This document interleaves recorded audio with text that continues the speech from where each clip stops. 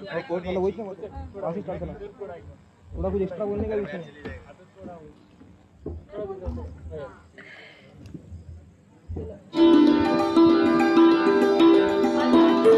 हाँ ये देखो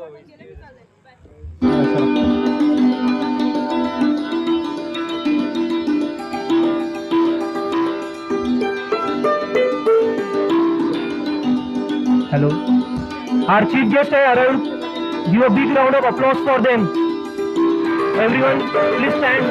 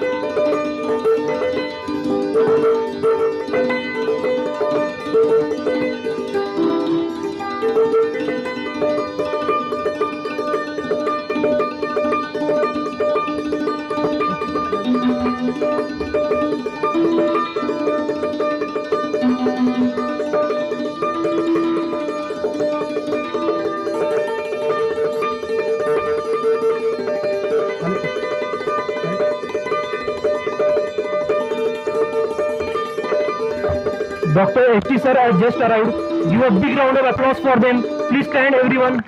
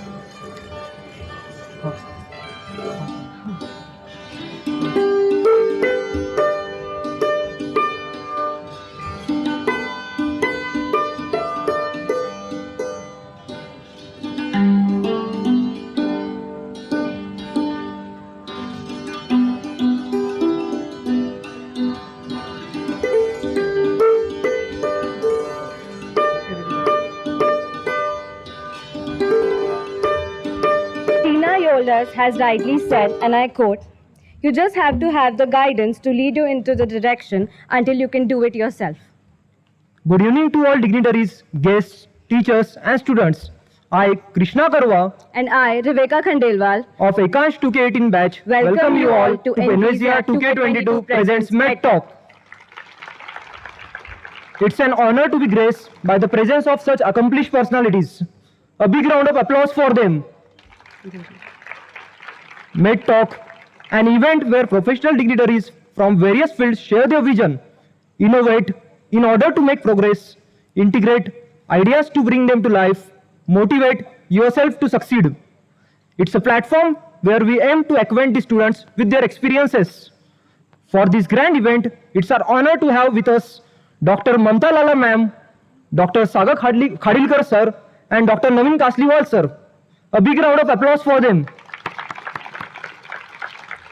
I would like to call upon our esteemed chief guests, the sculptors of human characters, seasoned scholars and navigators of this flagship of knowledge, for our traditional and auspicious lamp lighting ceremony as a tribute to Mother Saraswati, the goddess of knowledge.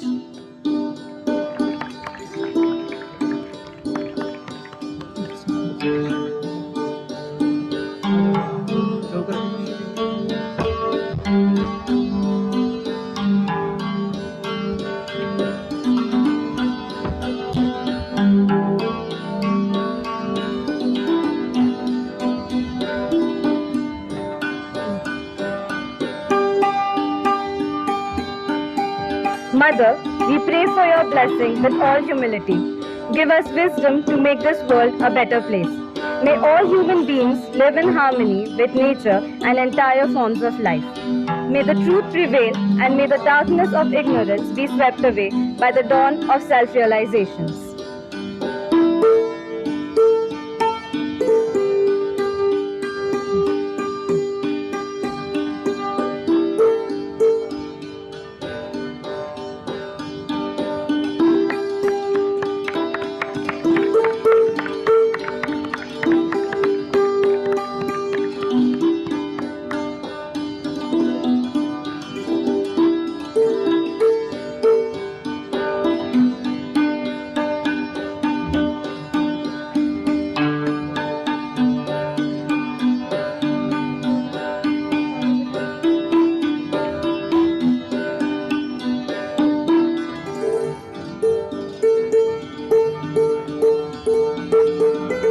Thank you, everyone.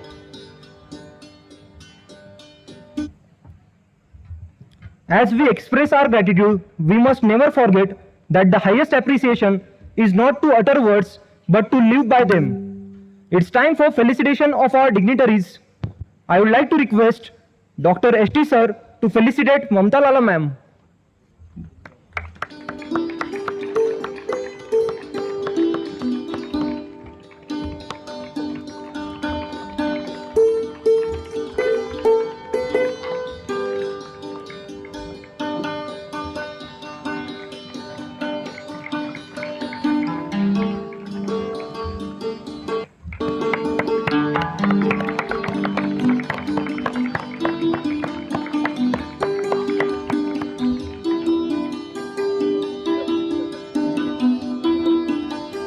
Now I request Dr. Nagoba sir to felicitate Dr. Sagar Khadilkar sir.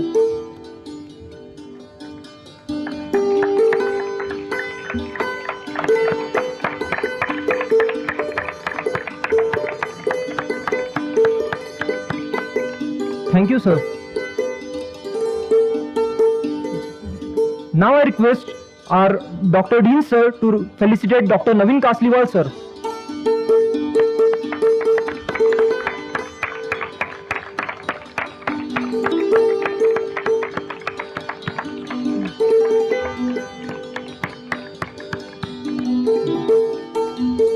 I request Ankit Sharma to felicitate Dean sir.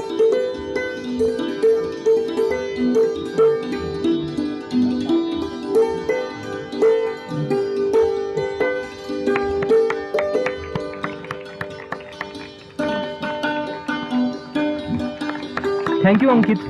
Now I request Varsha Kadam to felicitate Dr. Nagoba sir, our Vice Dean.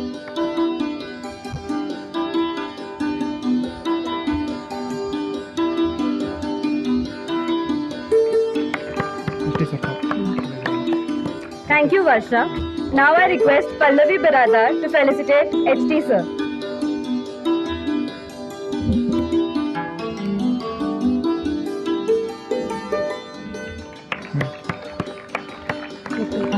Thank you, Pallavi. Now I request Nikhil Vevare to felicitate Dr. Bhavtankar sir.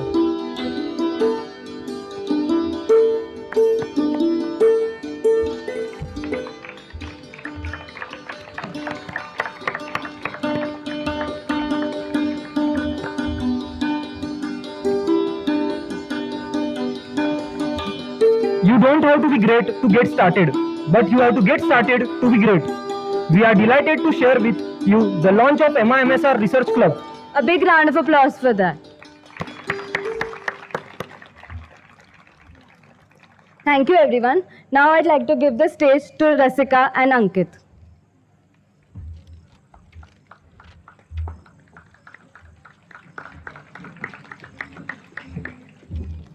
Let's start. We now request our respected Dean Sir, Dr. Jamadar Sir, to address the audience.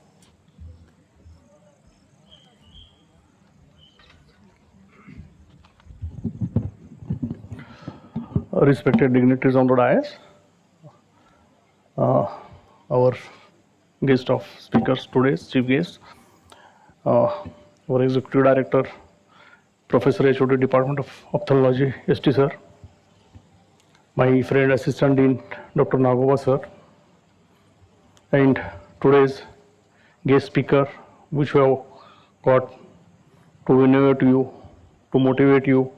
They are going to give good speech in front of you people. I am not going to take much of time because you are here to listen these three speakers.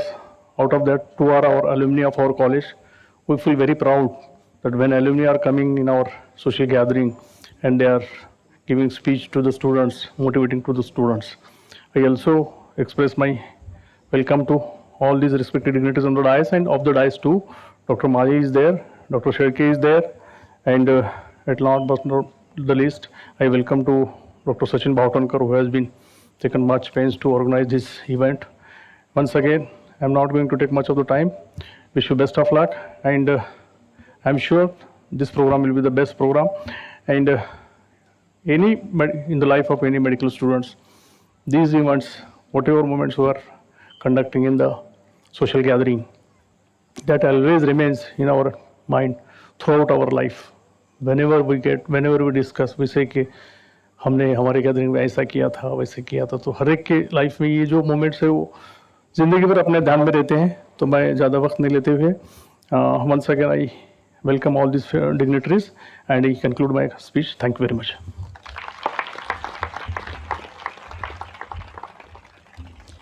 We now request our respected Vice Dean, Dr. Nagoba Sir, to share his thoughts. Dignitaries on the dais, Honorable Dr. H.T. Karat Sir, Honorable Dean Dr. Jamadar Sir, Dr. Lala Madam, Dr. Sagar Khadilkar, Dr. Naveen Kasliwal, Dr. Bhautankar, Dr. Sherke, Dr. Pali, and dear friends, I am not going to take much of your time. Just to say a few words, it is said that teacher is known by his students. I am really very, very, very happy to share dais with the topmost students, Dr. Sagar Khadilkar, Dr. Naveen Kasliwal, and our own Dr. Bhautankar. And I hope in future you people will also give opportunity to us share dais with you. I wish all the grand success for your function, and thanks for inviting me and making me part of this wonderful function. Thank you, sir. We are delighted to share with you the launch of our college magazine. For this, I would like to call upon Ashutosh Bhautankar.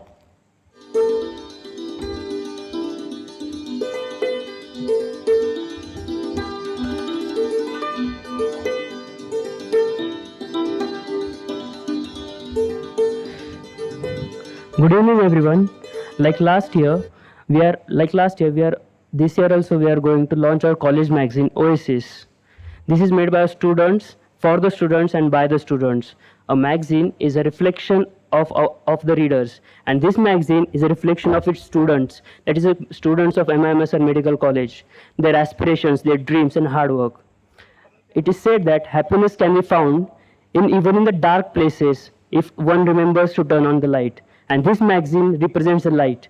This represents the hard work that we have done for past few weeks. And now I request Pushpak to present magazines to our esteemed chief guests.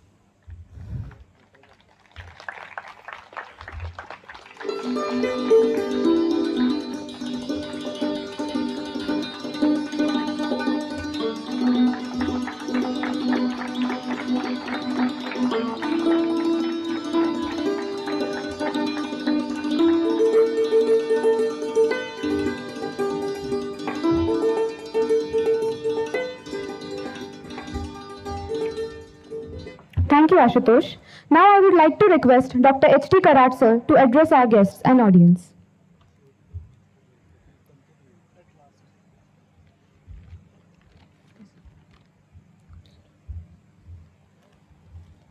I am profusely elated to take an opportunity to introduce our chief guest, Dr. Mamtha Lala ma'am.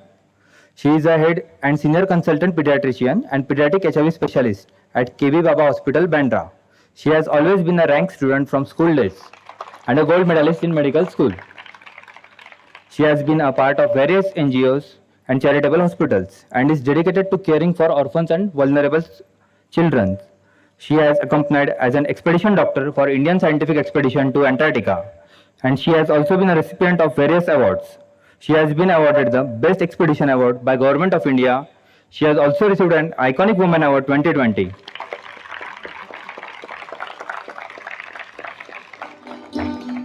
She has not only been a perfectionist in her field, but also has been keen in pursuing her hobbies. It's an honor to have you, ma'am. So now I would like to request ma'am to share her experience.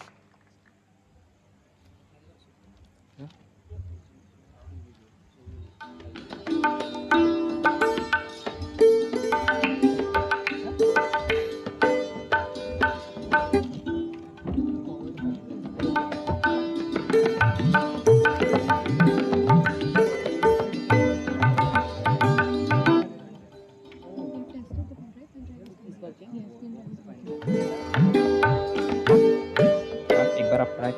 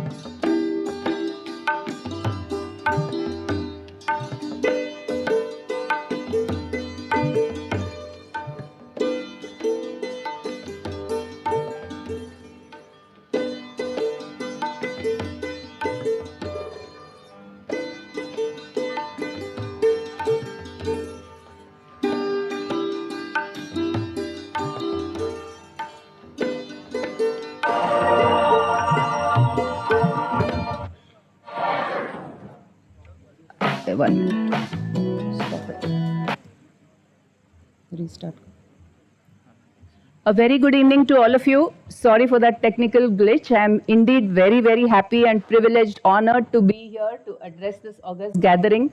I'm very thrilled to meet your Dean Sir, Assistant Dean Sir, and your very own alumni celebrities and all you enthusiastic students here. It's been a real pleasure. I will start off with a small video clipping which will show in a nutshell about the 6 months that I spent in Antarctica. So I'll just start off with the video, please.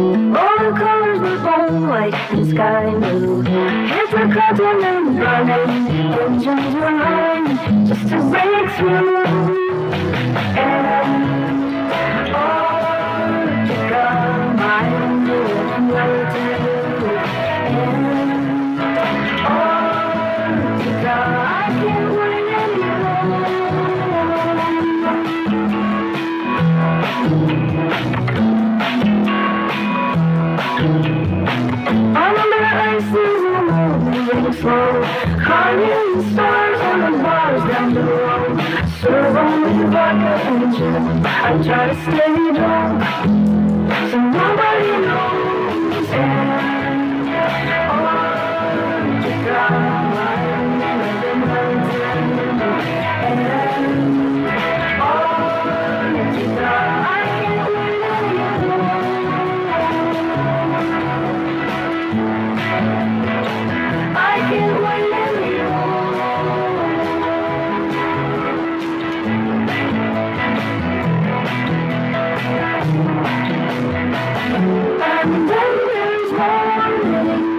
Each one feels like the first one.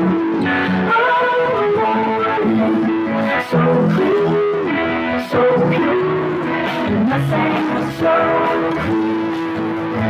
Now that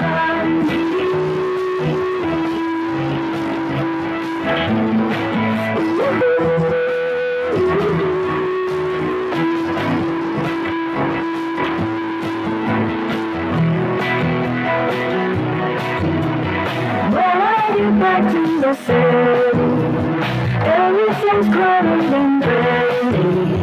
I wanna get my return. I just remember the wind and the snow and the hound so loud and roll drowns out the inside of me.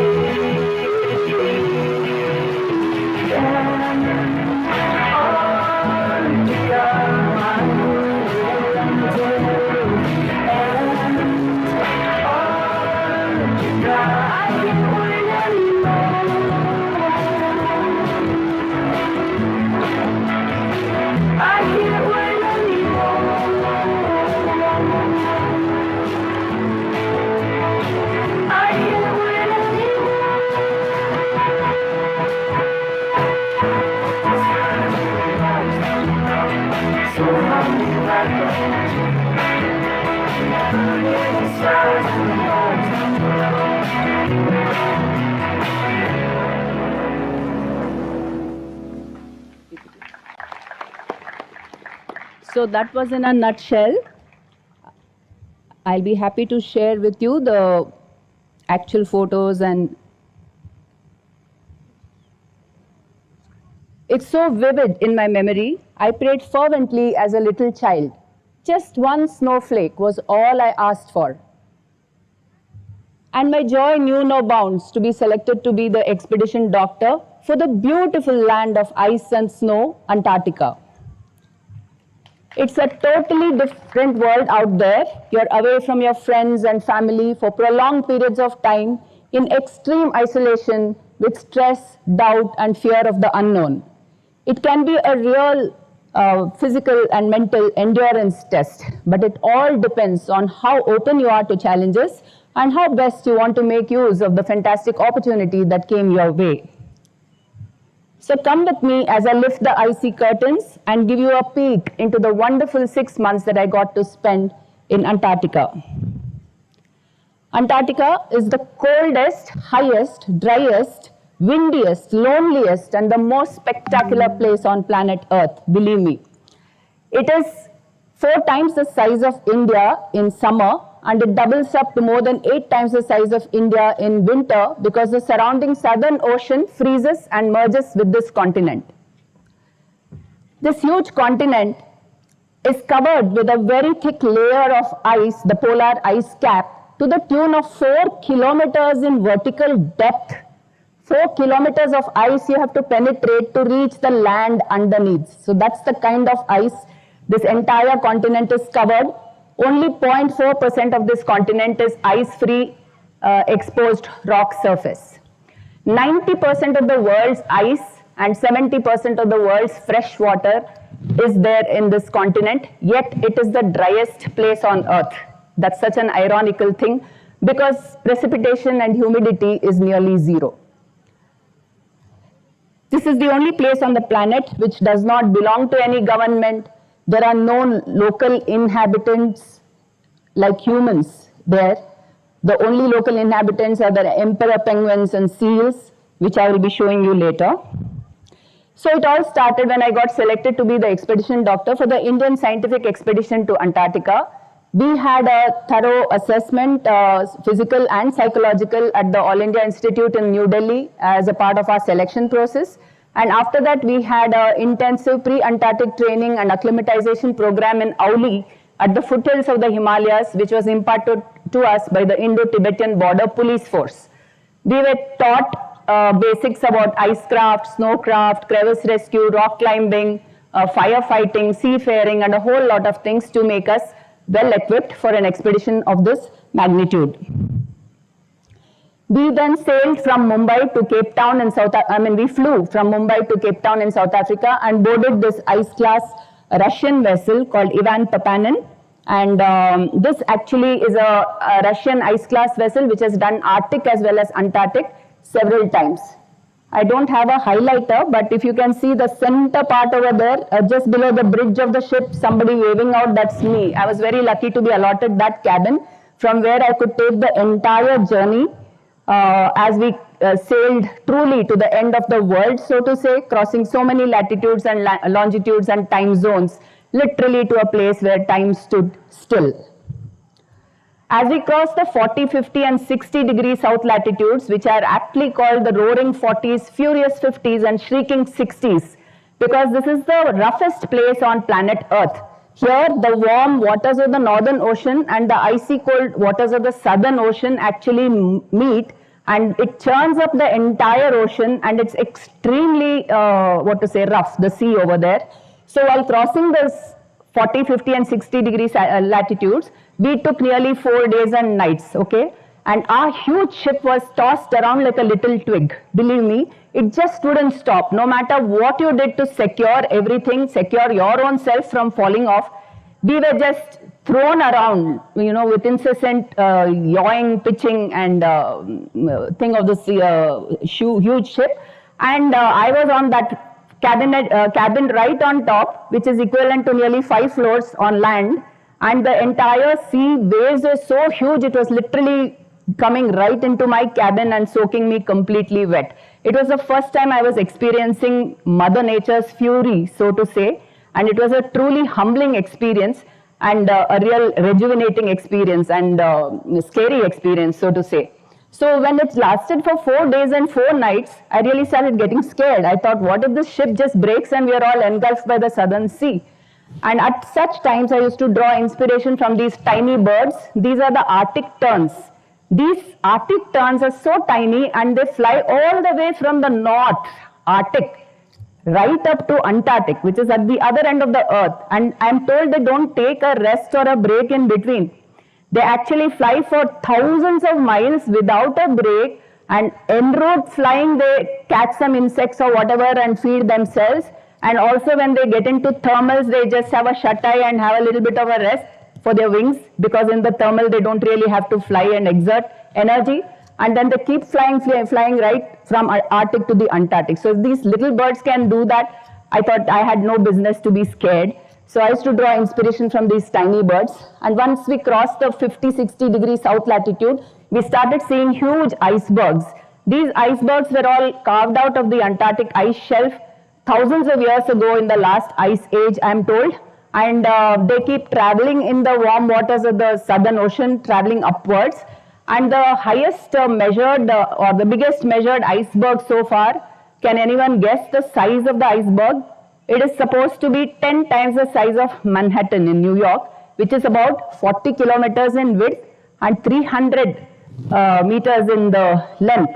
And that is just the tip of the iceberg. And as you know, usually it is 10 times bigger than that under the surface of the water. So such humongous icebergs we got to see along the way. And also as the temperatures were dipping, the sea ice was the sea water was turning into ice. So we got to see various stages of sea ice formation. This is called the flows. And then you have pancakes.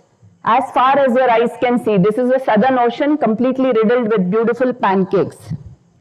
These pancakes begin to merge and sort of coalesce to form slabs of ice like this, which really look very, very beautiful. And the occasional sighting of dolphins and whales slowly makes way for penguins and seals as we sail down south. And like I mentioned, huge icebergs of various sizes and shapes. And this was probably the last sunset I would be seeing, because we were slated to be staying there for 6 months of austral summer, which means 6 months of daylight. So the sun never sets below 60 degrees south, okay, for 6 months, which means you have 6 months of continuous daylight. You don't know when the previous day ended, when the next day started. So you're literally in daylight, no night skies at all for the entire 6 months that I was going to be staying there. So this was the last sunset I was going to see, and probably the last moonlight that I was going to see for the next 6 months. So Antarctica, here we have 365 days and nights, right, in a year. There it is only 1 day and 1 night for a whole year. 1 day lasts for 6 months, entire austral summer, where the night sky never comes, so the sun never sets. So 6 months of continuous daylight, day and night, it is daylight. And the next 6 months in winter, it is continuous night sky. The sun never rises. Beautiful icebergs, like I told you, with a lot of icicles. And coming back to those pancakes, they merge and form massive slabs of ice like this, which becomes bigger and thicker, and it becomes like a rock solid icy terrain. This is the Southern Ocean, which is like a rock solid icy terrain. It's no longer a open water ocean. So we, though we have an ice class vessel, we cannot penetrate through that ice and inch forward. So we need the help of what is called the ice breaker ship, which also comes along with us to break the ice on the sea and inch slowly forward. So to give you just an idea, from Cape Town in South Africa to Lastman Hills in Antarctica, where we had to go, it was a distance of 6,300 nautical miles. This 6,300 nautical miles we covered in a matter of 9 days. Just the last 20 miles took us an additional 16 days. Only 20 miles, 16 days, because of the extreme ice conditions and severe cold weather. Because even as both these ships were breaking the ice and paving the way, instantly the ice would again refreeze, and again the ships would get jammed. So it took us additional 16 days to cross the last 20 miles and reach our final destination, which is Lastman Hills in Antarctica. So now those ships have been anchored there, and where I am standing is the place where India was going to build a second research base called Bharti. The easier way, of course, to go there is to take this direct flight. This is the IL-76. It's a Russian Illusion aircraft, which takes about 8 hours to fly from Cape Town to Antarctica. But then that happens only in peak summer, subjected to weather conditions, and it's a chartered flight. You can't buy a ticket and get onto it. You have to charter the entire flight. So this is a picture of our team. We were 27 members of the Indian scientific expedition. There were people from the logistic as well as the scientific component. We had scientists from various walks of life. We had geologists, glaciologists, environmental toxicologists, marine biologists, people from the Indian Navy, people from ISRO. Okay, and for this whole team, I was the only doctor. I was supposed to look after their health for that entire 6 months. And I was the only lady as well. So I was the single most lady in that entire team. And yeah. And our agenda for this expedition was to go to that point there, build the Bharti station. Okay, the logistic team was going to install the Bharti station, the second research station for India there.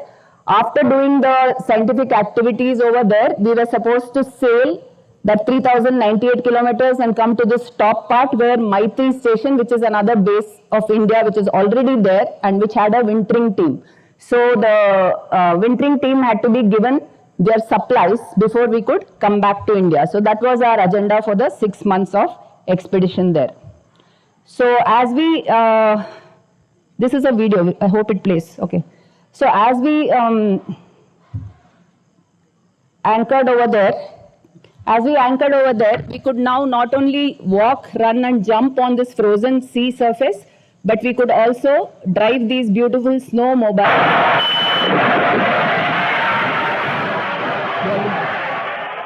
Okay, we could drive these snowmobiles as well as snow trucks called the piston bullies. This was our main mode of surface transport, and all this, what you're seeing, I'm driving on the frozen southern ocean.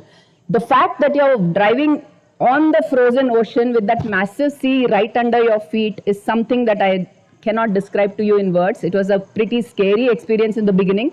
But of course, they made sure that we were, safe enough to be doing that by doing the ice core drilling and finding out the thickness to see whether it can sustain the heavy, vehicles.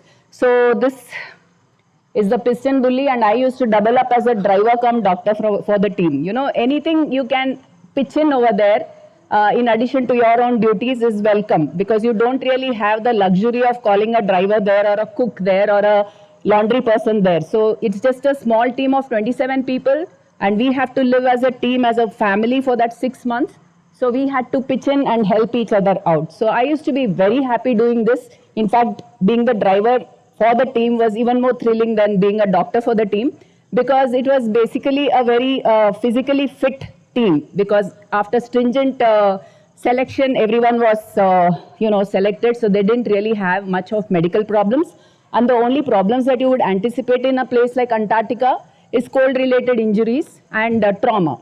So both are preventable. So if you're only careful and make sure that you're wearing your polar clothing properly and you're taking proper precautions, all the medical emergencies could be averted. So that is exactly what I was trying to do. So we didn't really have any major medical emergencies during my tenure over there. Okay, and these are the heavy vehicles and equipment that was on board the ship with us, which were all part of the construction activity for the Bharti station. And we also had what are called these apple huts and melon huts. These were the prefabricated living modules which we had to carry as an underslung using the helicopters. We had 2 helicopters as well. So nearly 35, 36 virgin islands unexplored by any humans in the past. We had to carry these living modules as a underslung using the helicopter whenever we would go out into the wilderness. And then that would give us protection in case of any blizzard or whiteout, which is very, very rampant in Antarctica. The wind speed is something like 250 kilometers an hour. So if you are caught unawares, you'll be shredded to pieces and nobody can even find a piece of you. That is what I am told. So you had to be extremely careful and very, very careful about what you're doing. So here you're seeing me in the polar clothing. It's a multi-layered polar clothing, nearly 6 layers, which we always had to wear. And also the special shoes to make sure that we don't slip and fall on the ice.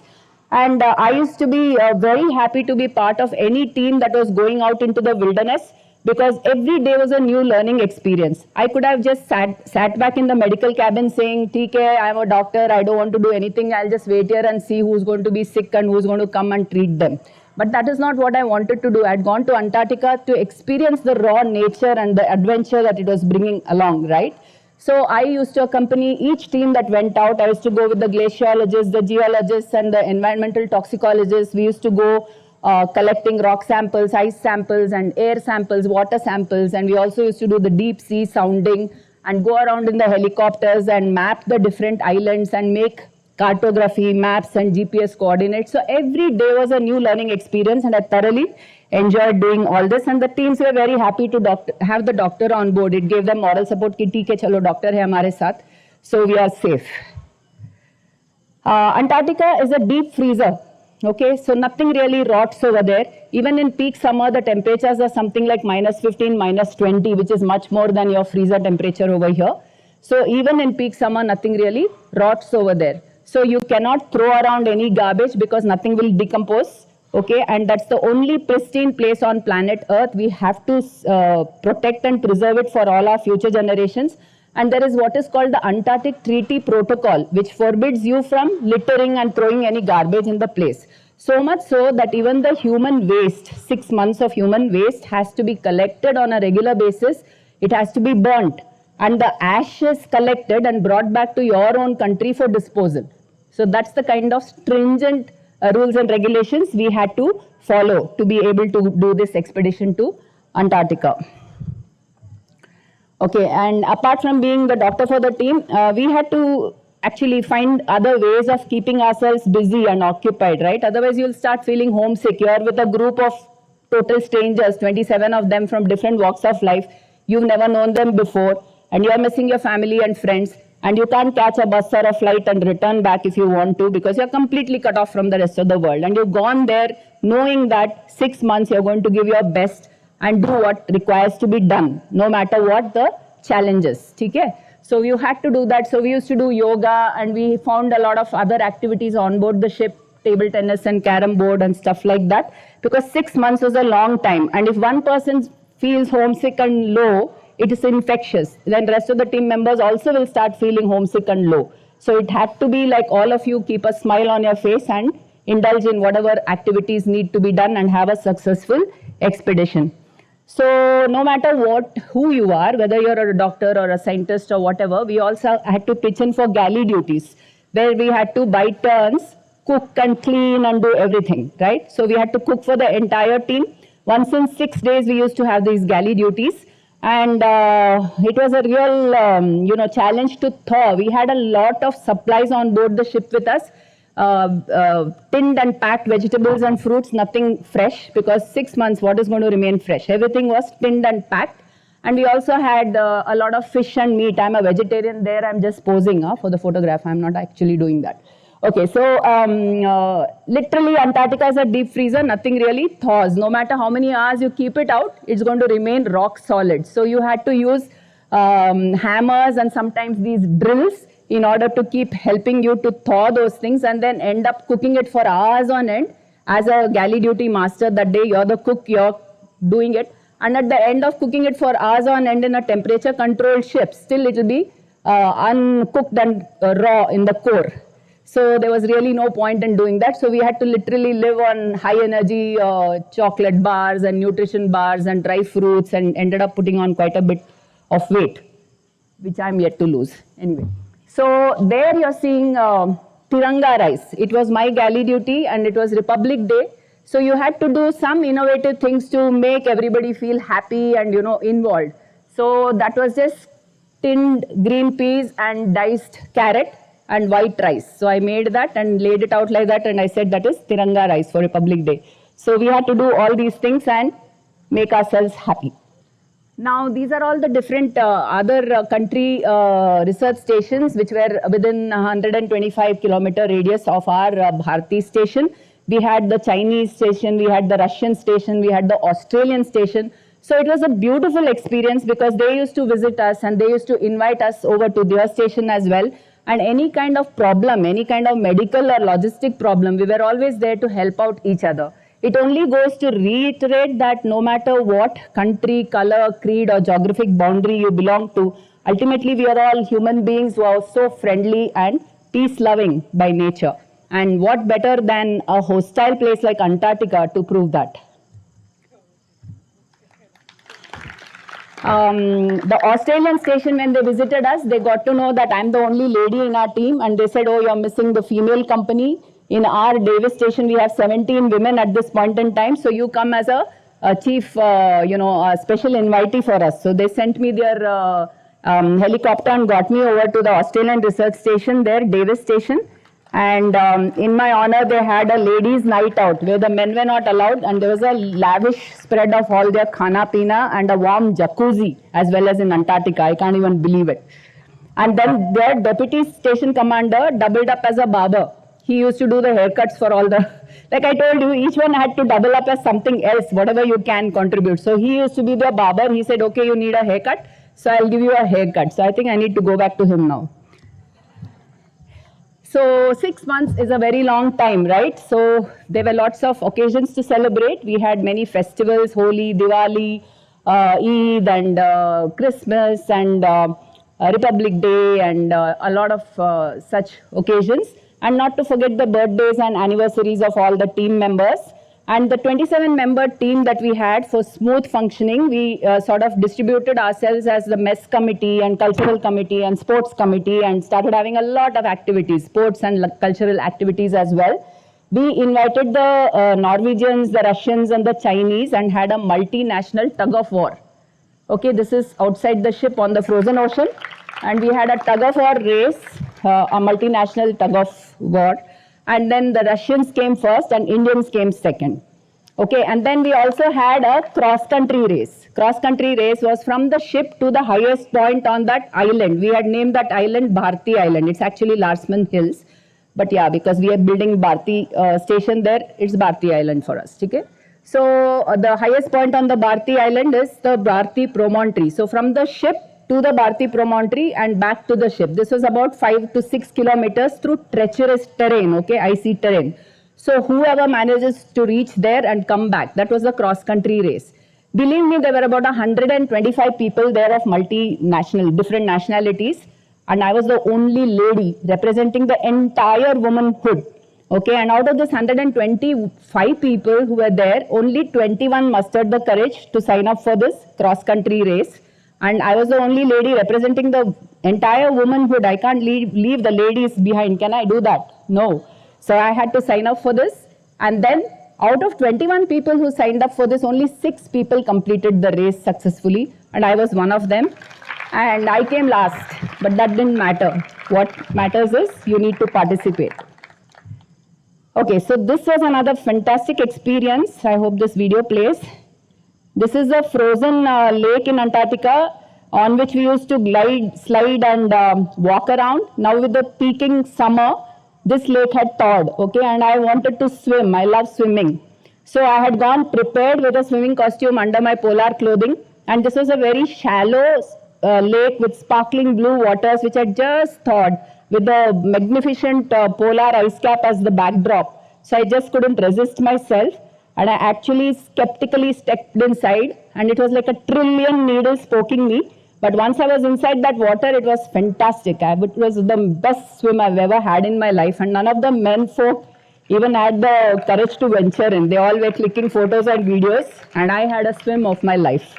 But it was fantastic because we had to take care. Obviously, being the only doctor, I didn't have to, I shouldn't do something foolish to end up being sick and become a liability rather than an asset. So I had all these calculated risks in mind, and I had gone there well prepared. It was a very, very shallow lake, so it was okay.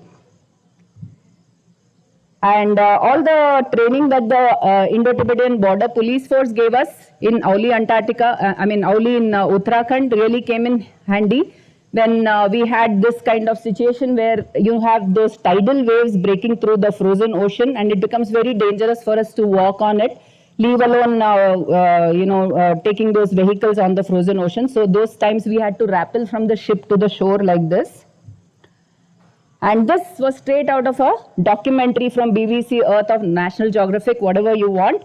The only difference is you're also starring along with those beautiful penguins, the emperor penguins, which are the native inhabitants of Antarctica. Here, these are the father penguins that are looking after the babies while the mothers have gone in search of food and water. This is the baby. Did you all see? I don't have the, yeah, there. Okay, the father penguins are looking after the babies. They are doing the babysitting while the mothers have gone in search of food and water. So I told my husband, don't feel thrilled. You sat back for my children in Mumbai and sent me to Antarctica. The penguins have been doing this for centuries. And nature is not only spectacularly beautiful, but it's a great teacher as well. Who better than these penguins to teach us about sharing, caring, loyalty, and teamwork, even in the most hostile of environments? The only other inhabitants that we got to see there are these seals, the Weddell seals, the elephant seals, the snow petrels, and skuas. Other than this, nothing else. No dogs, no cats, no mosquitoes, no flies, nothing that you're so familiar with in this part of the world. In the beginning, I told you the whole of Antarctica is covered with a very thick layer of ice to the tune of 4 kilometers of ice before you can hit the land underneath, and only 0.4% of it is ice-free exposed rock surface, and that is how that rock surface looks. With the extreme weather conditions, the rocks really stand no chance, and they get withered and eroded away to chunks of cheese or loaves of bread or whatever you want to call it. The only patch of greenery that you get to see in this all-encompassing whiteness is this little patches of moss and algae in peak summer, subjected to weather conditions. Otherwise, no grass, no plant, no fruit, nothing at all. So these are some of the treacherous conditions we always had to be geared up for. You can see that you didn't want to end up falling into one of those fathomless crevices. So we had to be very, very careful, and we had to be roped across to one another while crossing these terrains. But no matter how treacherous your terrain, you can enjoy your journey if only you're adventurous and yet not foolhardy, like these penguins on the pancakes. So this is just that Motorola set we had to show that we had a system of communication within our teammates, and we also had a satellite phone with which we could communicate with our families. And the calls, satellite phones are extremely expensive. So we were given a ration of 6 minutes talk time per month. 6 minutes per month, that's it. Okay, so once in a week or so, subjected to weather conditions, if you get connected to your family, hello, I'm fine, how are you? Okay, bye, bye, bye, and put the phone down, that's it. So that in that 6 minutes, you can make 3 or 4 phone calls to at least make them hear your voice and make them feel that you're alive and you're safe, and you'll also get to hear them. So that is how little connection we had with the rest of the world for that whole 6 months. So I didn't really realize how the 6 months had almost passed. These are the beautiful emperor penguins. I used to go strolling around with them over there. My batchmates used to say, oh madam, apna evening walk pe gayi hai. Antarctic Treaty Protocol forbids you from touching them or feeding them. You're supposed to keep a distance of 5 meters and you should not touch them. So I used to keep that distance, and I would lower myself and I would go waddling around with them, and it was a beautiful pastime. So I didn't really realize how those 6 months had just flown like that. And I was very, very happy and honored to be hoisting our national flag 16,000 kilometers away from my motherland. And our station was now ready, and everything had to be brought back to the ship. Like I told you, nothing has to be left behind as part of garbage or leftovers. We had to bring back everything and make sure everything is spick and span. And this is the Bharti station as it stands today, with the backdrop of the Aurora Australis. You know what's Aurora Australis? It's a beautiful natural phenomena in the night sky in the polar regions. And of course, we were there for the entire austral summer, which meant there was no night sky at all. So even if it was happening, we couldn't really appreciate. But I didn't want to leave Antarctica. I was whole time praying. I want to see the Aurora Australis. And luckily, towards the end of our expedition, on 2 occasions, we had a little bit of a twilight, and we got to see the beautiful aurora, or the dancing lights in the night sky. So now, in the beginning, I told you, after the expedition-related activities were done and the station was constructed or installed, so to say, we had to now sail about 3,098 kilometers to the place where we have the Indian first station, which is called Maitri. The first station is actually Dakshin Gangotri, which is submerged now in the ice. Following that, Maitri has been built, which is being there since 1988, and now we have what is called the Bharti station as well. So for the wintering team, we had to give their supplies. So now we came back to the ship and we set sail to go to that 3,098 kilometers towards the other side of Antarctica to give the supplies to the wintering team in Maitri station. So as luck could have it, like I told you, we did get to see the Aurora Australis on 2 different occasions, which was a blessing from the heavens above. I cannot explain to you how beautiful and mesmerizing that entire experience was. It was like God's own laser show in the night sky. Okay, so as the ship was sailing towards that point, which we call as the India Bay Ice Shelf, we actually, the sea conditions were pretty bad.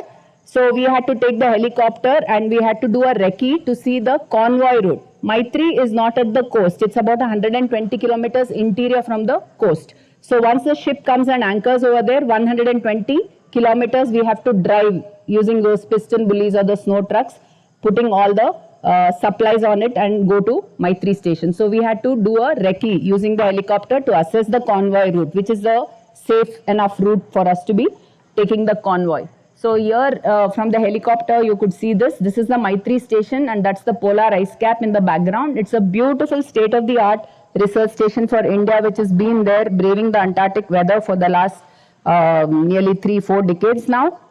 And it was a wonderful experience to be there. And I had to literally pinch myself to believe that I am not already back in India. For the first time, I got to sort of, hear people talking in multiple Indian languages, someone speaking in Marathi, Gujarati, Kannada, and someone playing songs, all our, songs that we were missing. And then first time I got to smell a cup of hot adrak chai. It was a wonderful experience and I had to pinch myself to believe that I'm not already in India. This is a wonderful small little mandir in Maitri, which is called Maitri Mandir, where any god and goddess you can think of, there is an idol or a picture over there. And believe me, all the support and the blessings from all the gods and goddesses is required to be doing a wintering in Antarctica, because winter, like I told you, will be 6 months of total darkness. There is no light at all, no sun at all, and temperatures will go to -80, -90. So you're not going to be able to step out of your station. So 6 months you're going to be in that station, continuing with your online activities and assessment of your scientific data that you collected. The wintering team had to do that. So all the gods and goddesses should be there to help them tide over that crisis. Now we got to see nature at its very best in and around Maitri station. This is the flash frozen giant wave. A tidal wave which just breaks open from the frozen ocean because of the extreme winter, extreme cold temperatures of -30 or whatever, it instantly refreezes. This is a wind-crafted ice cave in an iceberg. It's like a totally different planet out there. This is a beautiful ice tunnel. The flooring of it was a frozen river which has been there for centuries, and we had all these stalagmites and stalactites and pillars, and we had to be very careful when we were crossing through one end of this tunnel and walking across to the other end of the tunnel. Can anybody guess what this is? It looks like a perfectly carved out man-made circular slab of ice, right? So we were very perplexed when we first saw it, because we were the only human beings there in that season, and who's done it? None of us have done it. So what is this? Then we sort of, thought logically and realized it's a chunk of ice which gets dislodged because of the whirlwind activity, goes round and round like that, and it carves out. So it is a natural phenomena. It is not man-made. And this is a similar phenomena in the roof of the ice cave, where you are seeing that roof has been carved out and the sun's rays are entering there, and you are seeing those spectacle, like those icicles, which is forming a natural chandelier appearance. So having taken in all these beautiful natural, sights, we come back to the ship, and then the ship captain tells us that the ship is jammed about 10 miles short of the India Bay ice shelf. Because of the extreme bad icy conditions, the ship is jammed, and we cannot forcibly inch forward, because if we try doing that, the ship may get so badly jammed that we may not be able to turn back and come back to India. So are we ready for a compulsory winter of 6 months of darkness with -80, -90 temperatures and meager supplies on board And of course, not to forget our meager, tolerance level. 6 months you've been away from your friends and family, and no matter how much you enjoyed and whatever it was, you want to go back to your own home now. And then it was not an option at all, 6 months of compulsory winter. So the captain told us the only thing that can help us now is a blizzard. If a blizzard or a bad storm happens, it can help the ice to break and the sea to open up, and then maybe we'll be able to inch forward. And this was a last but nevertheless a very important part of our expedition, because the wintering team depends on these supplies. We cannot abandon and say, oh, we cannot come because the conditions are bad, we are going bye, tata. We can't do that, because that wintering team depends on these supplies, their food and their scientific supplies, their fuel, everything is on board the ship with us, right? So no matter what, we had to do that and then only come back. So when the captain told us that the only thing that's going to help us is a blizzard, we all started praying for a blizzard, ironically. We wanted a blizzard now to happen so that the sea will open up and we can go ahead and give their supplies and then go back home.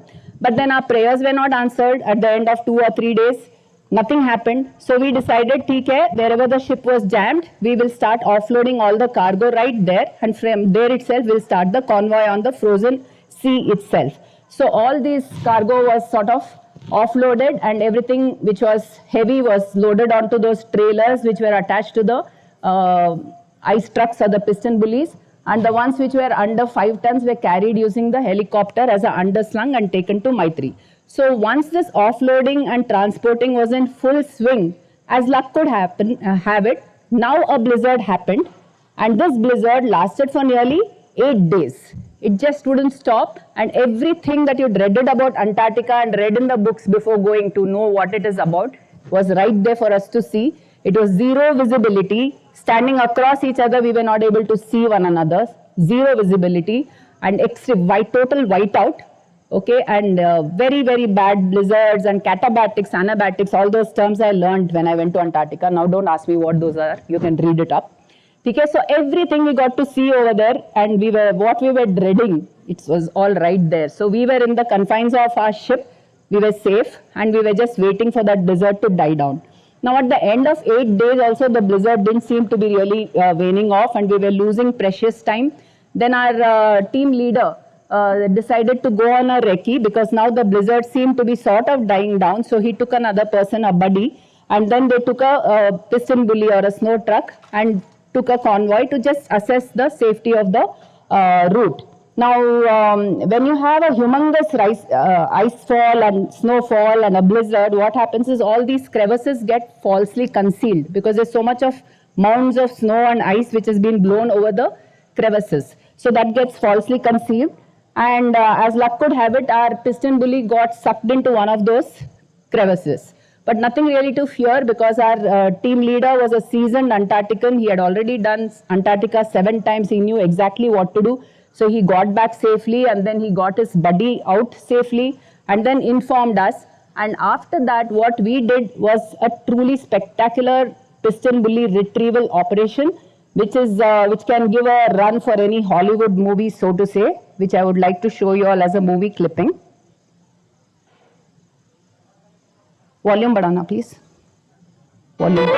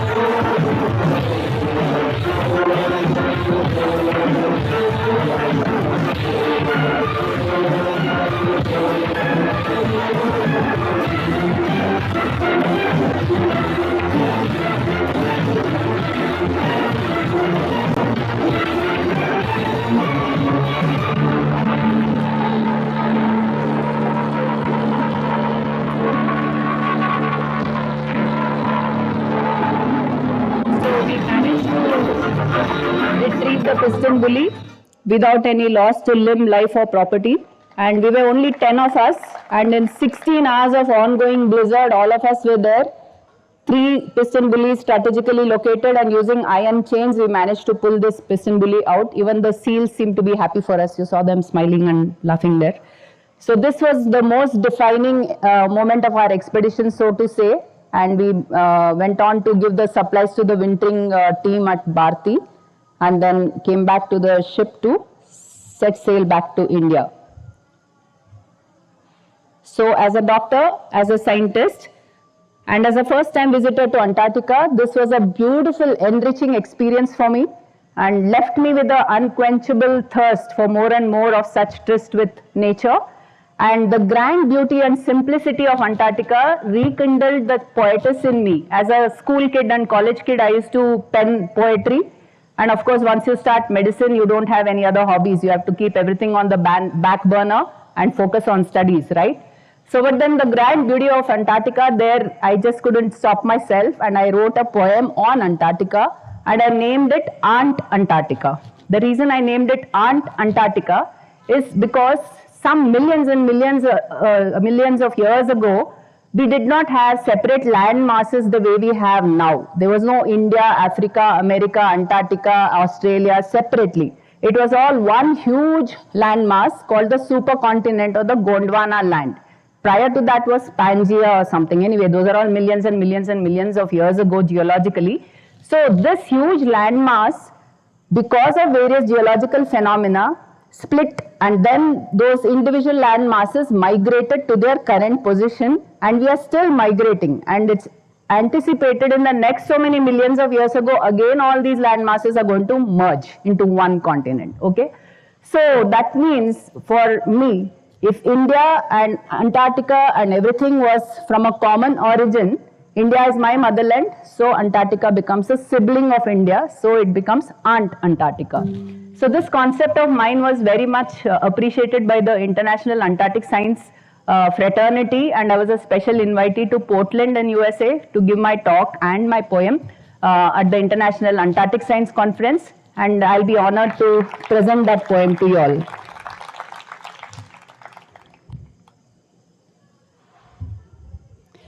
Oh, sorry. How do I play this?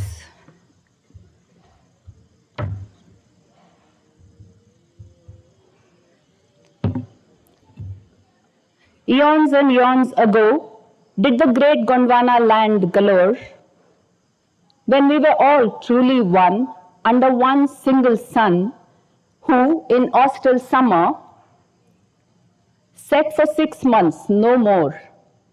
He shone in the clear blue sky, where stars had no chance to pry. In all his glory, with all his might, for all of summer, all through day and night, With undying zest and zeal, happy and bright, he shone with not a moment of respite. There was not a drop of rain, nor a crop of grain. No farmers toiled in pain. There was nothing to be lost in the bargain. It was all so pristine, with utmost clarity. As life flourished in hope, peace, and tranquility. The oceans froze and the icebergs stood mighty tall, guarding all creatures, big and small, lichen, moss, penguins, petrels, skuas and all. No trees, shrubs, plants, nor flowers, nor fruits, no, not at all. Then came the austral winter. Out of the horizon, when the sun finally did canter. As silence prevailed in all-encompassing darkness, came the heavenly lights with sheer brilliance, bringing in the blazing night sky, taking us all on an all-new high, with hues of red, yellow, blue, and green, the stars trying hard to peek in between. As the seesaw of time, of darkness and light, carried on and on with biannual day and night, Mother Earth nurtured all life with no respite, and the heavens up above watched in peace and quiet.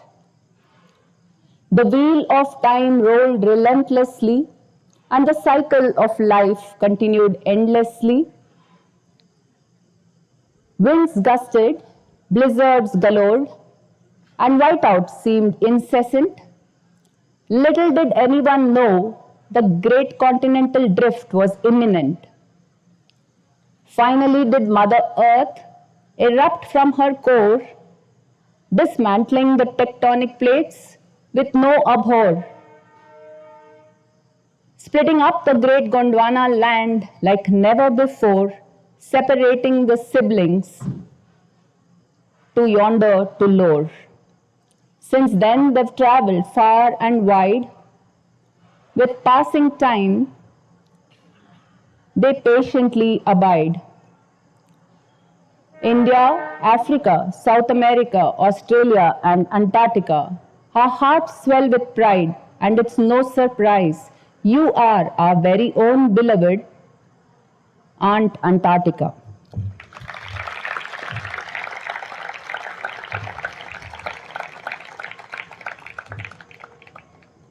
Yeah, so on our return, I was very happy and honored to be receiving the Best Expeditioner Award from the Government of India. And also the other award that I have was the Best Trainee Award that was given to me by the Indo-Tibetan Border Police Force before going to Antarctica. And whatever compulsory, stranded moments were there or periods of time because of the blizzards and whiteouts over there, I used that time constructively to do the final editing and proofreading of my book. Array, that book didn't come up only. Why? It's called The Principles of Perinatal and Pediatric HIV/AIDS. It's a textbook on pediatric HIV, which is my main area of work for the last 20 years. And it has been approved by the MUHS it's recommended by MUHS as a postgraduate medical education book. Unfortunately, it's not showing here. This is the other book that I wrote, which is called The Positive Child as a Right to a Positive Life, which reinforces and re-emphasizes the fact that it's not only important to keep the HIV-infected children alive on antiretroviral therapy, because we know they can be alive on antiretroviral therapy, which has to be lifelong, right?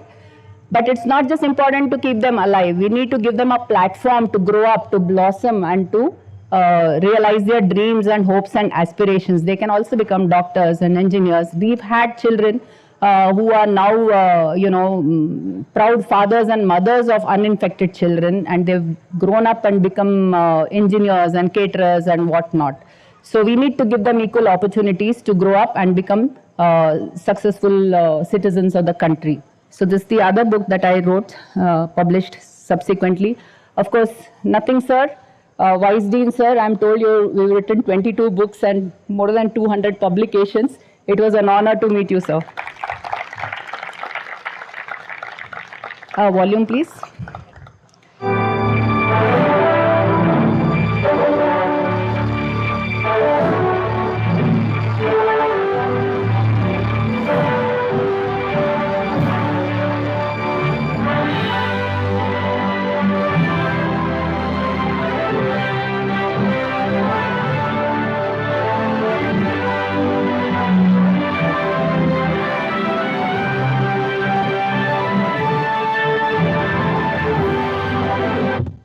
So young friends, if there is a message from today's talk, it is, of course, you should be open to challenges and make best use of whatever adverse opportunities come your way. Each opportunity is a stepping stone for something successful, and it's in your hands to make it a success. Okay, so think out of the box and don't let your hobbies and passions die. Academics is very important, but you need to also progress in your own way for your own personality development. So pursue your hobbies and do everything that you want to do. And of course, focus on your academics as well. And sky's the limit. All the best.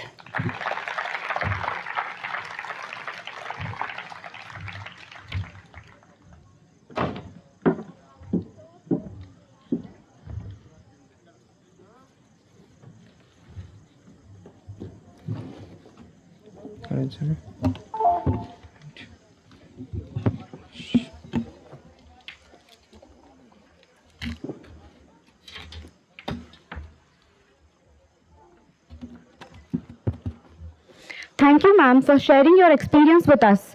You took us to a beautiful journey through your presentation. As the saying goes, set your goals high and don't stop until you get there. Ma'am, you are a perfect example of this quote. You have truly inspired us to work hard to achieve our full potential. Your courage, confidence, and grace will surely motivate us to reach new heights in our lives. We appreciate you making time in your busy schedule for being with us today. Thank you, ma'am. It is indeed my great pleasure to welcome among us the alumni of this institution. Not only is it a moment of happiness and nostalgia for us, but also an opportunity to reflect on our learning and achievements. We are honored to have with us our proud alumni, Dr. Sagar Khadilkar sir and Dr. Naveen Kasliwal sir. Dr. Sagar sir is a senior orthopedic surgeon with expertise in trauma and joint replacement surgery. Sir has had over 22 years of practice as an orthopedic surgeon. Sir is also managing director at IMS Hospital, Wagholi, Pune and Eon Hospital, Kharadi, Pune. It's my great pleasure to invite Dr. Sagar sir to guide us.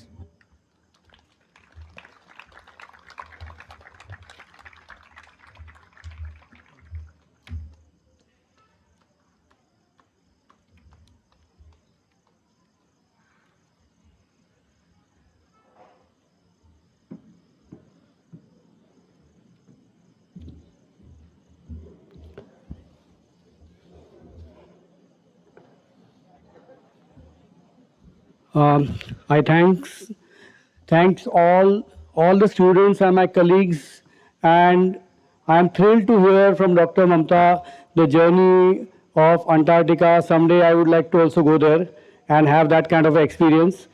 Thanks for the journey.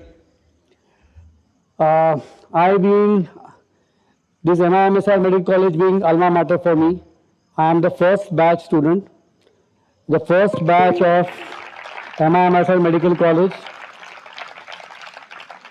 and my journey started at this college, and I am from Bombay, and suddenly coming to Latur was something like me traveling to Siberia, that particular part of the time. Now the things have changed a lot, I have seen, because I am here after say 28 years, and I find that Latur has changed like anything. I'm happy to see that it has changed in a best possible way, and I can imagine the way the roads look, and the old memories came into the picture now. So being the first batch was kind of a gun without a bullet. We had all kinds of problems and all kinds of issues. We were in the old setup and then we shifted to the new building after 1 year or the first year of MBBS. And we had our fights and all kinds of experiences as a first batch. So first batch is usually kind of an experimental batch for the college. So we were part of it. The first year we passed, only 22 students passed out of 100 students. And I was among those 22 students. And I think that was the biggest achievement in my life. That was the only examination that, got my heart out. And after that particular examination, I never had any kind of a tension all over my life. Because that was one of the toughest part of my life, to pass into the second year. And it was a very good journey on my own because we had limited amount of teachers, but we had very good teachers like Dr. Nagoba, and I am very thrilled to see him now also after so many years and having so many publications, and he is really a kind of a god for us, for the first batch student. It was a very good experience, and first few years of my life I was not knowing actually where I am going, because in 12th exam I was really going for engineering, and suddenly I didn't get into the college I wanted in the government college, and then I suddenly decided no, I want to go to medical, and then I came to a medical MBBS, and I didn't know where I want to go further, but situations came into such a kind of experience that I got, that I was one of the person who did a normal delivery in an Asiad bus in my second MBBS while coming from Mumbai to Latur. So that was one of the life-changing game for me, and I got thrilled so much that I did a delivery in an Asiad bus between two seats, and I came to my friends who were seniors in Mumbai, gynecologist, and they convinced me that you didn't really do anything. It happened on its own. It's a natural process. You were just there to catch the ball. That is the time I got the shock of my life. I said, okay, I got thrilled, but I really don't know what happened that way. The only thing that I understand now that nobody was coming forward to help that woman, and I was the one who had the courage to go and do the needful. That is what changed my life completely from that day. In the third year of my life, obviously the earthquake happened in Latur, and we were here, and we got a shock of our life. The first time I saw that any kind of a natural calamity having more number of deaths than the injured.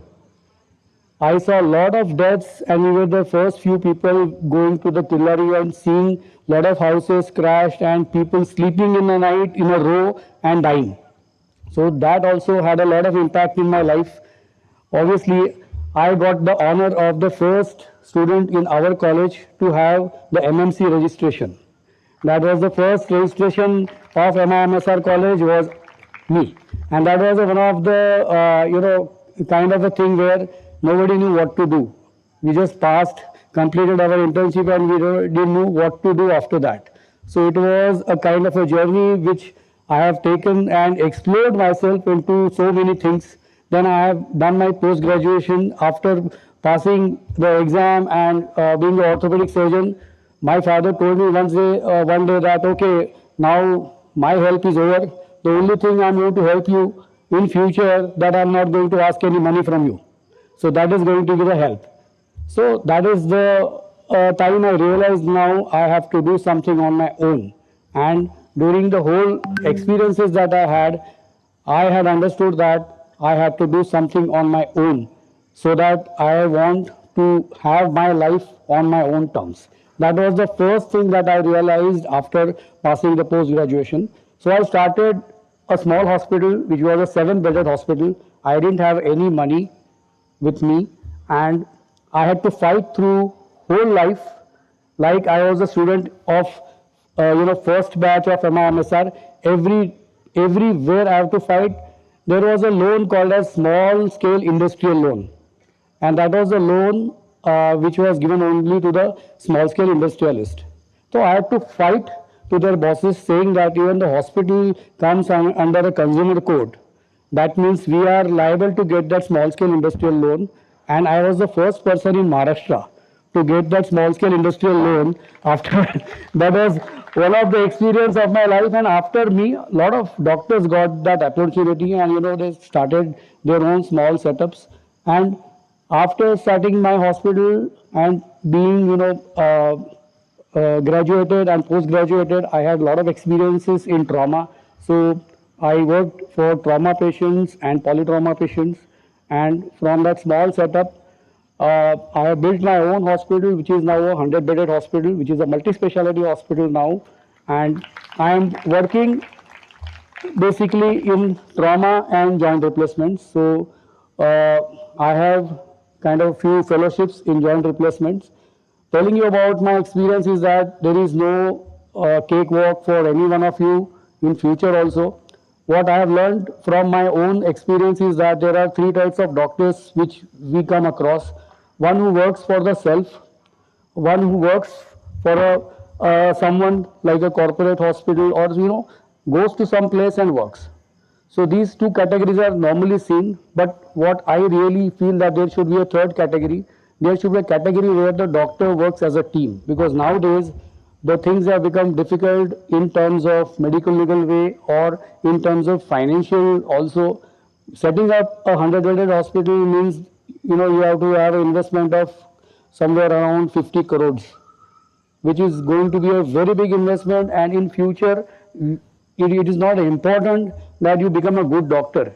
It is very important that you understand all the facets of the medical practice, finance, accounting, as well as public management, also being a good doctor, and ethics, obviously. But you have to understand how the economics of the medical system goes on.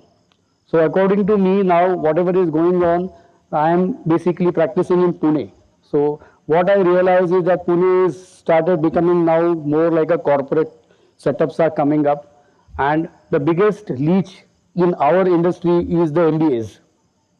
The MBAs have killed our society of medical science very badly, because now every hospital wants to grow profits every year, and that particular burden is on the doctors who are working for those corporates, and then doctors are being pushed to do certain kinds of things which ethically is not correct. So ultimately you have to decide what you want to do ethically, which is correct, and whether you will be able to go through that kind of a process on your own or not. I decided that I don't want to go into that particular system. I want to have my own system where I can have my own ethical rules for people who are working for me. So there are a lot of people who talk about success. There is academic success, there is a kind of a financial success, or we can call it as economical success. But what I feel that the most important part of your life or a success is depending upon how many kind of jobs that you have created for the people who are working for you. So that is one of the most important success in your life.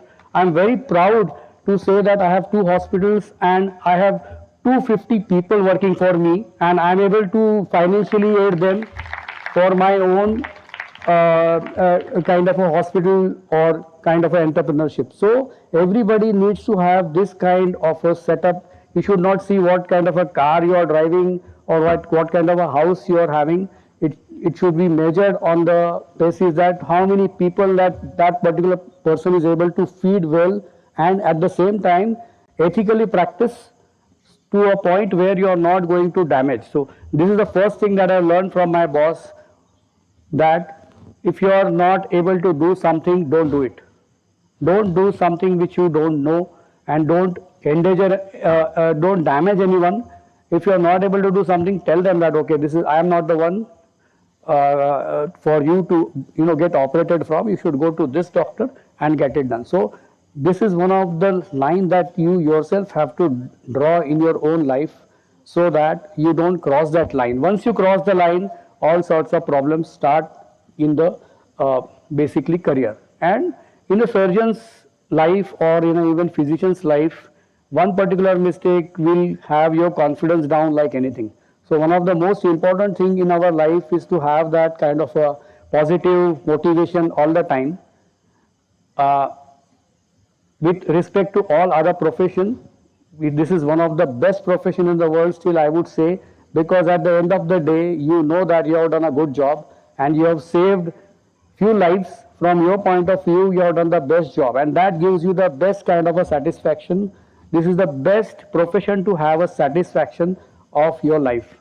My own son has now got admission into the first MBBS, and I told him before getting the admission that, boss, this is a profession where you cannot buy a helicopter. None of the doctors have any helicopters, or you cannot become an Ambani. This is a profession which gives you immense amount of satisfaction. At the end of the day, you can get a good house, good car, and a good wife. So that you can earn because you are very well educated, you are going to get a very well educated partner in your life, and that is one of the most important thing to have a family, because at the end of the day, family comes first, and you need to build up your own family to a level where you are having a good amount of satisfaction. So we always say that man comes and man goes, or a human comes and human goes. What remains is the memories. So what we are trying to collect here whole life is the memories that we are going to have through our lifetime experiences. So what I am trying to share you is my memories, and these memories are going to make you remember me as a senior from your own college. So you need to enjoy your life. At the same time, you need to have good memories, because memories will keep you alive and motivate you further to have new goals in your life and succeed. Ultimately, success of a human being is to have certain things or goals achieved at the end of the day, and that should be a goal of 24 hours only. So this day I want to do this. This should be the goal. You should not have very big goals which cannot be achieved. So smaller goals are achieved better, and at the end of the day, all small goals will make you to a kind of a place where you want to be there at the end of the day. Because see, most of the people are from first MBBS. I never knew that I'm going to become an orthopedic surgeon. Okay, I wanted to become an engineer. So now I'm in a branch of medicine where engineering is used maximum. So that is what goes on in your life. You never know where you are going to land up ultimately. But if you have smaller goals, at the end of the day, probably you will reach to a place where you want to be at the end of the day. Because at the end of the day, you need to have a good sleep, and next day has to start with new goals. That is what should be the motto. And with this sentence, I will end my small speech. Thank you.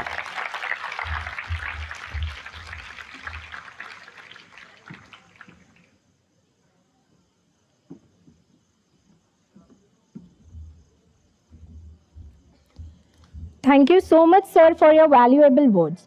I feel MBBS training and your college life entirely transforms your internal being. I am also a final year medical student and is yet to experience a lot. I am sure your words will help us face the hurdles ahead. Thank you once again. It's our pleasure to share with you the launch of MIMSR Research Club. I would like to call upon stage my colleague Parag Tipre to elaborate about it.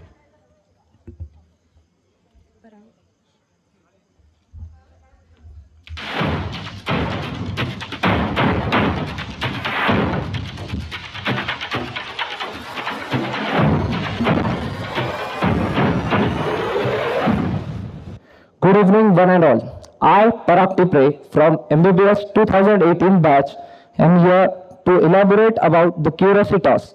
Curiositas, the MIMSR Research Club by the students for the students of MIMSR Medical College, Latur. Research is a formalized curiosity. It is poking and prying with a purpose and the soul of medical science. Research for UG medical students has always been a matter of fascination, but various misconceptions have strictured the mind of these young researchers. Now, under the able guidance of our MIMSR research unit, through the Curiositas, the research club, we, the student of MIMSR Medical College, are giving a genuine try to instill the research culture and provide a platform to all the students to learn the nooks and corners of research skill through the online and offline seminars, workshops, and demonstrations all around the year. In the year 2021, 9 students, namely Rasika Selukar, Vibhavari Thorat, Parag Tipre, Krishna Karva, Prajay Giri, Devang Kulkarni, Satvik Savarkar, Saurav Shinde, and Ganesh Raut presented their proposals to various research publishers, out of which Prajay Giri and Devang Kulkarni have been selected for further research for IICMR.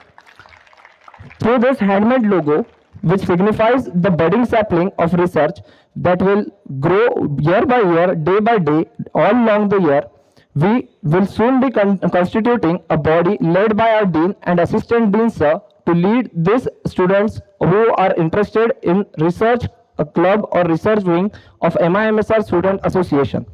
We hope you all will join the club and enjoy reducing the distance between imagination and its realization. To join, you can contact the members of the club. Thank you, one and all present over here.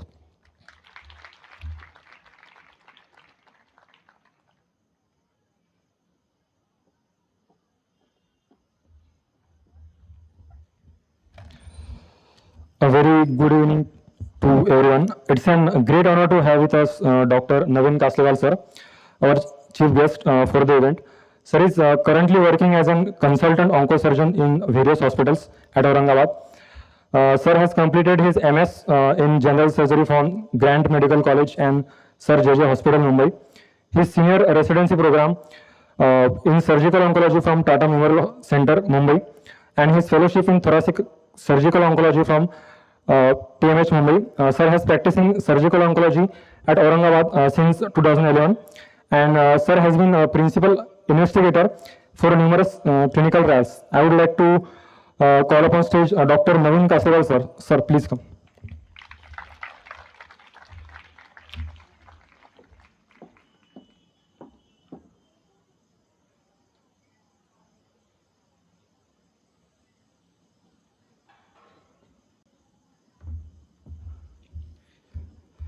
A very good evening to all of you.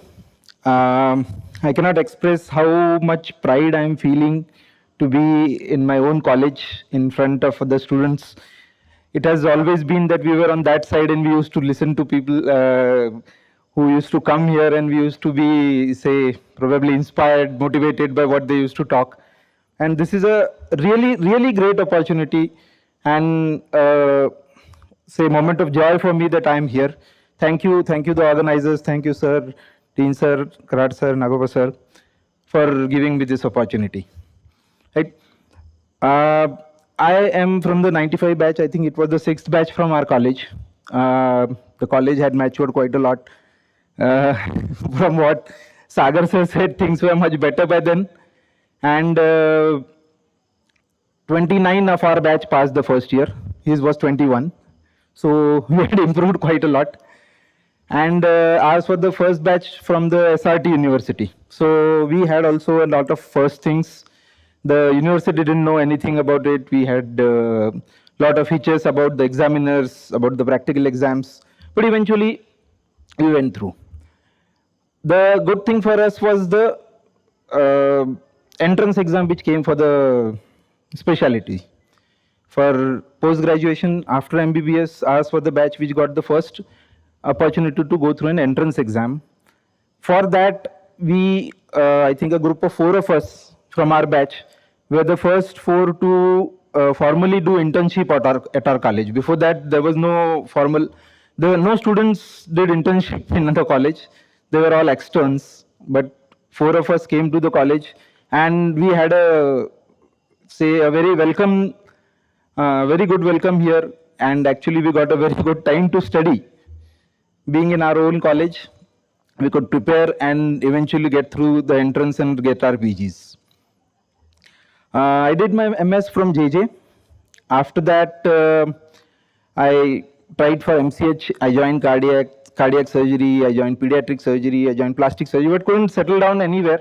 Eventually, I reached Tata for oncosurgery. I did not do a formal MCH, but there was a 3-year residency program which I did at Tata. And the first day at Tata changed my life. JJ was good, JJ was definitely good, but the difference at Tata was the hard work, the discipline, and the attention to details which they had. And eventually, I trained myself in cancer, in oncosurgery. I had a additional thoracic posts done as in fellowship, and that helped me a lot in my surgical career. Because if you are good at thoracic, then you are good at everything. Because that is the area where you can have the maximum complications. So after clearing off from Tata, there was an opportunity to stay back in Mumbai, but many factors, and probably it was good that I came back. I came back to Aurangabad and have been practicing there since last 7-8 years. Good thing which was about our college was because of the situation here, probably because of the scarcity of staff that time, because of the geographical conditions, there was only one bus from the town which used to come here. Because of all those things, all the students from the batch were very closely in contact. Say, after 25 years, we joined in 95. In 2020, we celebrated 25 years of our joining to the college. And out of the 104 which were on our batch, 102 are in constant communication till date. We constantly exchange, and it is not any formal. WhatsApp came too late. We were in a very good communication since, I think, Orkut days. So that was one good thing which the college gave us. We got really good teachers, and we got really, really good friends. Those friends, we are so much like a family that even after 25 years, we are present for each other's help and each other's goods and bads yet. Working in cancer, I think all cancer surgeons, all oncologists eventually talk too much of philosophy, because cancer is a field where quite a few things are not under your control, and you have to believe what is happening. And after that great mesmerizing talk of Madam, I think talking about how to work in life becomes very difficult. For us mere mortals, we still have to decide how to go ahead in life. So I just want to put a few points which I think all you people should look out for life. Good success, probably success. That is how I am looking out into it. See, we have 3 phases. First is where we are getting ready for what we are actually going to do in life. That is the phase where we are sharpening our axe. That is where we are getting educated. Your MBBS, your post-graduation, your super specialty, whatever trainings, classes, whatever you're doing. This is the time we are spending in sharpening our axe. So we should not really worry how much time it is taking, because the sharper the axe is, the better you will be able to work out in the future. So don't stop in between. Go get to the highest possible academic qualification, highest possible skill level which you can get. Many students, they have technical difficulties, financial issues, but I think quite a few have been solved now. The postgraduates get a sensible salary even when they are residents. You can respectably live with that salary. And whatever difficulties come, most of us regret that they should have done something that time that would have helped. Probably those who got diplomas regret that they might have waited for degrees or something like that. So that sharpening period should be utilized completely. Here you don't have any pressures. You are a learner, you are expected to be a learner. And here, whatever academic skills, whatever technical skills you can get, you should strive to get them. Right? This is the most important part which will lay the foundation. The taller the building, the broader and stronger the foundation has to be. So spend a lot of time in building this. Then comes the next part of your life when you are actually working. You have got good skills. You are now an expert in your subject, and now you are going to work. So life has already become easy because you are an expert. You have lived through difficulties in, say, I'm talking as a surgeon. I've seen, you have now seen difficult cases, you have seen what all complications can be, and you know well how to manage them. So start off, probably you will be starting off somewhere in your hometown. That would be the best. Metros are very good, no doubt.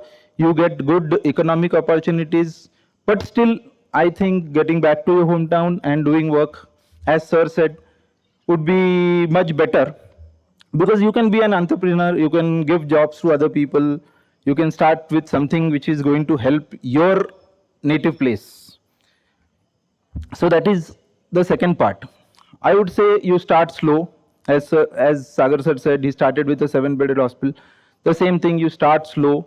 You build up on whatever facilities are available. Many people start off with big investments, big hospitals, because they are financially capable of doing it. That's good, but I think you should start slow. You should build up, know what exactly you can do, and then gradually build up on that.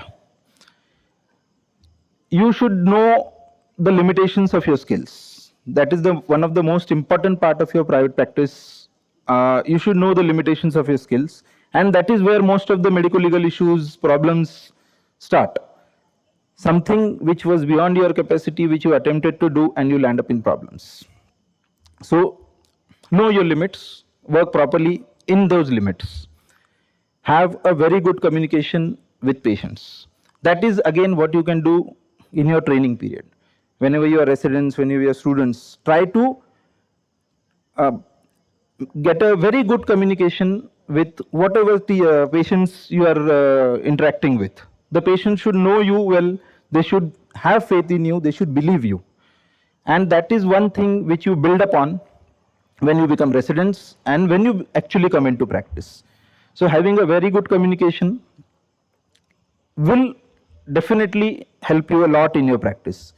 So that is the second half where you are establishing your practice. So if the first half is done well, second half blends in very well.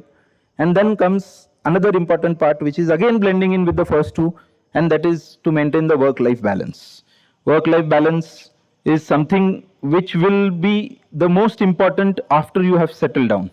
See, being doctors, you are not going to struggle for money. I assure you, you will never be struggling for food. You will never be struggling for the basic needs of life.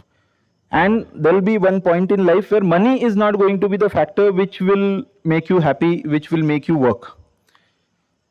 If you have a stable family, you have a very good group of friends, you have a good social life, your work will complement or get enriched by what you are having at the end of the day, right?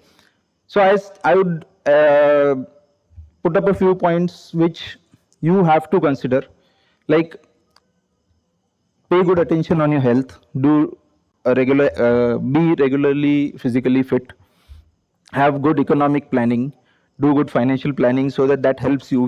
Nobody told us to do, say, economic planning or investments or anything when we were young. So that has to be done, that has to be considered, because in the long run, you have to fund yourself. And know what you are doing, be maximally skilled in what you're doing, and keep on auditing yourself. Keep on auditing what you have done till date. Keep on auditing what was targeted and what you could achieve. There was one senior professor of ours who once said, he was asked, how do you look back on your life and say, and count what all you have done in life? He said, when you look back, there are 3 sets of patients which you can look into. One who survived just with me, means like a patient who had acute appendicitis, he came to the casualty, I was on duty, I operated, and he survived. That is one group of patients. That is fine. There is another group who survived because of me. Means, say, an emergency trauma patient came, you went out of the way, you arranged blood, arranged OT, you ran around, you got him to the table fast, you did something splendid, and the patient survived. That is another group which, again, yes, it is a measure of your success. But that time our boss told us, there is another group who survived in spite of you. That will be the group where you messed up the whole thing. You did what all wrong could have been done, and still the patient survived. And every surgeon knows to his heart what that group of patient is. If you feel that group was really big, then you have not done it right. So you have to audit it yourself. You have to know what you are doing right in your life. You have to be very clear about your targets, and you have to go slow. There is no rush. It's not a race. Many people think after MBBS, say it's 5 years after MBBS, I'm still not doing anything. No, it takes time. It might take time. I got admitted to MBBS in 95. I started my practice in 2011. That was almost 16 years. But I think that was fair. People spend much more, and still I am quite happy with what I am doing today. The academic part of it, the economical, commercial part of it. So you have to go slow. Another important thing, I just saw that the research club was just started. So that is another important thing which we are missing on. We don't document what we do. We don't try to publish what is happening. So that is one thing you people should focus on. That was just an add-on. I think that's good enough to tell you what more can be done. It is philosophy, it is more of experiences, and you will gradually get on with them. I think that should be my talk. Thank you.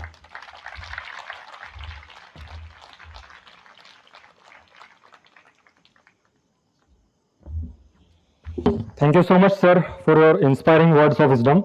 We will all try our best to implement it. Now I would like to call upon stage Dr. S.T. Karad, sir, Executive Director of MIMSR Medical College, to please come on stage and address the audience.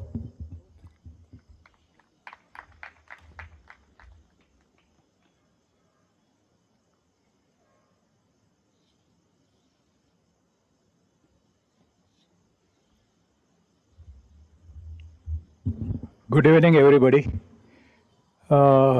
Instead of advising you so many things, I would just say that arise, awake, and stop not till the goal is reached. That is what all these three people have told to you. And practice, practice, and practice. Practice makes man perfect. So try on these lines. Whatever word they have uttered, or whatever inspiration that you have taken from it, and that's the end of it. I would suggest that, okay, have a goal for your life and arise, awake, and stop not till the goal is reached. That's the only thing that I would like to say. Thank you, all of you.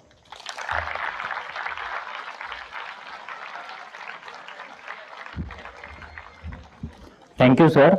The end of story is new beginning for many others. On this note, let's conclude remarkable and memorable event. On behalf of the institution, we sincerely thank the dignitaries for being with us and encouraging us. Now, I would like to call upon Dipendra Mali to give vote of thanks.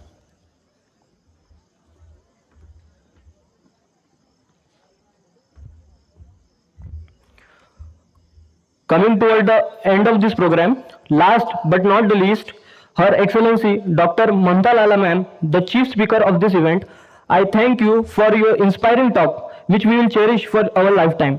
I thank Dr. Khadlikar sir, Dr. Naveen Kasliwar sir for their valuable guidance. I thank Dr. S.T. Karad sir, the Executive Director of MIMSR Medical College Latur, for giving us this golden opportunity to conduct this event. Thank you, Dr. Zamadar sir, Dean at MIMSR Medical College, and the respected Dr. Nagoba sir, Vice Dean at the MIMSR Medical College, for gracing us with your presence. I thank Dr. Bhautankar sir for supporting us all around in organizing this MedTalk.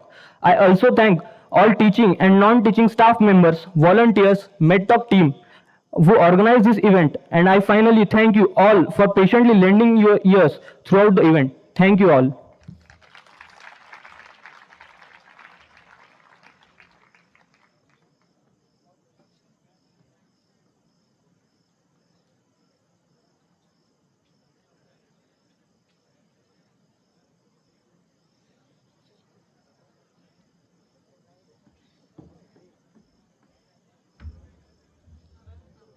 All the students, please wait. We will take a respective batches photo here. So please be seated.